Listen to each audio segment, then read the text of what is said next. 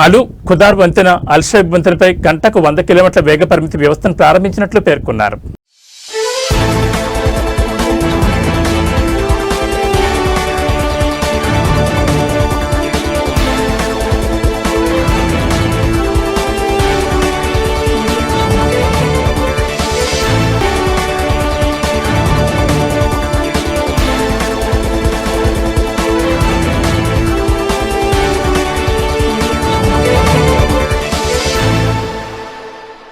అల్ Farwaniya మరియు అల్ Jahra ఆసుపత్రులను ఆరోగ్య శాఖ మంత్రి డాక్టర్ అహ్మద్ అల్ అవాధి తనిఖీ చేశారు. నిరంతర సేవలను అందించడానికి కువైట్ ఆరోగ్య వ్యవస్థ పూర్తిగా సిద్ధంగా ఉందని మరియు అధిక సామర్థ్యంతో పనిచేస్తుందని ఆయన వెల్లడించారు. పండగ కాలంలో ఉన్నత నాణ్యత గల ఆరోగ్య సంరక్షణ సేవలను కొనసాగించాలనే ఆరోగ్య మంత్రిత్వ శాఖ నిబద్ధతతో భాగంగా ఈ పర్యటన నిర్వహించినట్లు అధికారులు తెలిపారు. ఈ సందర్భంగా మంత్రి కీలక విభాగాల సంసిద్ధతను సమీక్షించారు. మెడిసిన్స్ మరియు వైద్య సామగ్రి లభ్యతను అంచనా వేశారు. వైద్య నర్సింగ్ సిబ్బందితో సమావేశమై వారి అంకితభావాన్ని ప్రశంసించారు. అత్యున్నత ప్రమాణాలతో సంరక్షణ కొనసాగించాలని వారిని కోరారు.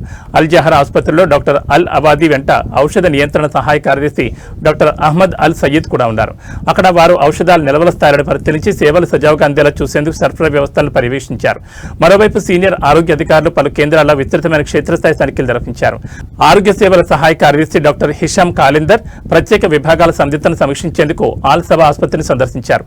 అదే సమయంలో ప్రజారోగ్య వ్యవహారాల సహాయ కార్యదర్శి డాక్టర్ అల్ ముందిర్ అల్ హసావి, సేవల వ్యవహారాల సహాయ కార్యదర్శి ఇంజనీర్ అబ్దుల్ అజీజ్ అల్ తాషాతో కలిసి అల్ అదాన్ ఆసుపత్రిని తనిఖీ చేసి మౌలిక సదుపాయాలు మరియు అత్యవసర ప్రతిస్పందన ప్రణాళికల సంసిద్ధతను ధృవీకరించారు.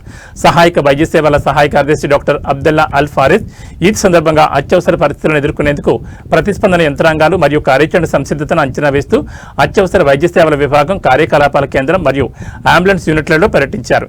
ఇదిలా ఉండగా ప్రైవేట్ వైద్య సేవలు మరియు పరిపాలనా వ్యవహారాల సహాయ కార్యదర్శి డాక్టర్ ఫాతిమా అల్ నజర్ అల్ సిద్దిక్లోని ముబారక్ అల్ హసావి ఆరోగ్య కేంద్రాన్ని మరియు అల్ అద్లియాలోని అల్ సాకర్ ఆరోగ్య కేంద్రాన్ని సందర్శించి సిబ్బంది మరియు అవసరమైన సామగ్రి లభ్యతను సమీక్షించారు. బహ్రెయిన్ మరియు ఇతర గల్ఫ్ దేశాలను లక్ష్యంగా చేసుకుని ఇరాన్ చేస్తున్న దాడుల నేపథ్యంలో బహ్రెయిన్ కుటుంబాలు, సామాజిక నాయకులు, వ్యాపార ప్రముఖులు, క్రీడా మరియు సాంస్కృతిక క్లబ్బులు, పౌర సమాజ సంస్థలు తమ మద్దతును తెలియజేశాయి. ఈ మేరకు ప్రకటనలు జారీ చేశాయి. His majesty king Hamad bin Isa Al Khalifa నాయకత్వంలో జాతీయ ఐక్యతకు మరియు విధేయతకు తమ మద్దతును తెలియజేశారు. అలాగే క్రౌన్ ప్రిన్స్ మరియు ప్రధానమంత్రి అయిన ప్రిన్స్ సల్మాన్ బిన్ అహ్మద్ అల్ ఖలీఫా నేతృత్వంలోని ప్రభుత్వం ఇరాన్ దాడులను ఎదుర్కోవడానికి తీసుకున్న చర్యలపై విశ్వాసం వ్యక్తం చేశారు. పౌర ప్రాంతాలు మరియు ప్రైవేట్ ఆస్తులను లక్ష్యంగా చేసుకుని జరిగిన దాడులకు ప్రతిస్పందించడంలో బహ్రెయిన్ రక్షణ దళం మరియు దాని సిబ్బంది ప్రదర్శించిన అత్యున్నత సంసిద్ధత, సామర్థ్యం మరియు అప్రమత్తతను వారు ప్రశంసించారు. ఈ దాడుల పరిణామాలను ఎదుర్కోవడంలో అంతర్గత వ్యవహారాల మంత్రిత్వ శాఖ మరియు దాని సిబ్బంది చేసిన కృషిని కూడా ఈ ప్రకటనలో ప్రశంసించారు. బహ్రెయిన్ శాంతికి మద్దతు ఇవ్వడంలో, ప్రాంతీయ మరియు అంతర్జాతీయ స్థిరత్వాన్ని పెంపొందించడంలో, అలాగే ప్రజలు మరియు దేశాల మధ్య మంచి పొరుగు సంబంధాలు, పరస్పర గౌరవం మరియు సహజన్యం వంటి సూత్రాలను ప్రోత్సహించడంలో తన దృఢమైన వైఖరిని బహ్రెయిన్ కొనసాగిస్తుందని వారు పునరుద్ఘాటించారు. సౌదీ అరేబియాలో 88 రోజులు 23 గంటలు 41 నిమిషాల పాటు కొనసాగిన వింటర్ సీజన్ ముగిసింది. అధికారికంగా మార్చి 20న స్ప్రింగ్ సీజన్ ప్రారంభమైందని జెడ్డా ఖగోళ సొసైటీ అధ్యక్షుడు మస్జిద్ అబు జహ్రా తెలిపారు. మక్కా కాలమాన ప్రకారం సాయంత్రం 5:46 ఖగోళ లెక్కల ప్రకారం స్ప్రింగ్ సీజన్ ప్రారంభమైందన్నారు.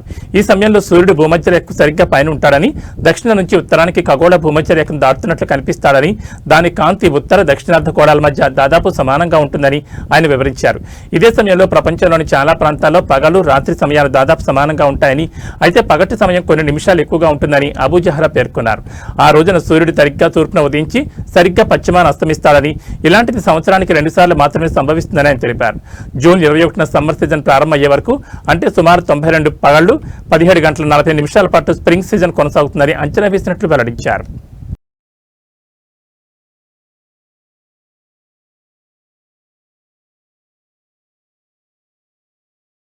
ఒమన్ సుల్తాన్ సతీమణి గౌరవనీయ మహారాణి సయ్యిదా అహద్ అబ్దుల్లా హమీద్ అల్ బుసైదీ ప్రతి సంవత్సరం మార్చి 21న జరుపుకునే మాతృ దినోత్సవం సందర్భంగా శుభాకాంక్షలు తెలిపారు. ఈ మేరకు ఒమన్ సుల్తానేట్ మరియు ప్రపంచవ్యాప్తంగా ఉన్న తల్లులకు శుభాకాంక్షల సందేశాన్ని విడుదల చేశారు.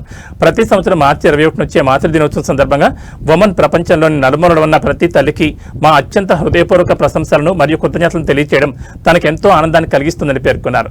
మన గొప్ప తల్లుల సహనం, భక్తి, నిస్వార్థం, త్యాగం మరియు అంతులేని దాతృత్వం గురించి మనం స్మరించుకోవడానికి ఈ ఒక్కరోజే సరిపోదని, ఈ భావాలు మన జీవితంలోని ప్రతిరోజు మన హృదయాల్లో మరియు మన మాటల్లో సదా నిలిచి ఉండాలని ఆకాంక్షించారు.